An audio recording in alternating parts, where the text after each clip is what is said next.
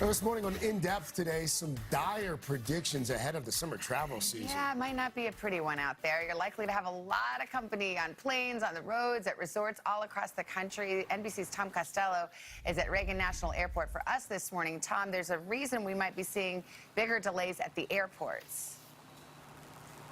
Yeah, several reasons. Listen, if you thought last year was bad, expect even less elbow room this year. The airlines expect 2.8 million passengers every single day. Complicating matters here, the 737 MAX still isn't flying, so the airlines can't rely on that in their fleet.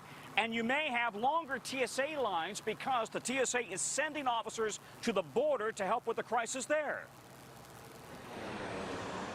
Up and away, America's summer vacation season is about to kick off. 257 million of us flying before summer's end, many flying more than once.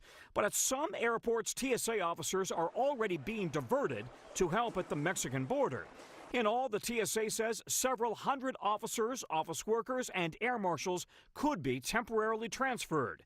The concern, if too many leave the nation's airports, we could see a return of 2016, when long TSA lines stretched for hours on end. It's very frustrating. I think it's ridiculous and it's unnecessary. The nation's flight attendants warn it could happen again. It's a concern for flight attendants and pilots who know what it's like when that security backs up and potentially threatens our ability to run an on-time operation, to run flights at all. With a record passenger surge, airlines are adding extra seats. But with the Boeing 737 MAX still grounded, American, Southwest, and United have all had to cancel some summer flights and won't have as many extra planes in the event bad weather forces cancellations. The MAX unlikely to fly this summer. When the FAA finally does clear it to fly, the FAA chief concedes passengers may be reluctant to board. To what extent do you have not only an airline confidence problem, but also a public confidence problem in this plane? It's completely understandable. People would have reticence and concerns. There's been 2 accidents. It is our job to make sure that we correct any problems that exist or may exist, and that we get the 737 MAX back to the ability to fly safely to our standards. Meanwhile, if you're a procrastinator and still haven't booked the family vacation, experts say you're not too late. You can still find a great deal as long as you're flexible with departure dates and kind of where you fly into. You know, maybe it's too expensive to go to one local airport, but there's another hub within driving distance of your destination city. Well, that was disheartening, Tom. So I know you've been doing what you do, Mr. Costello, talking to the experts to find out how we get the best deals as we head into this travel season. What are they telling you?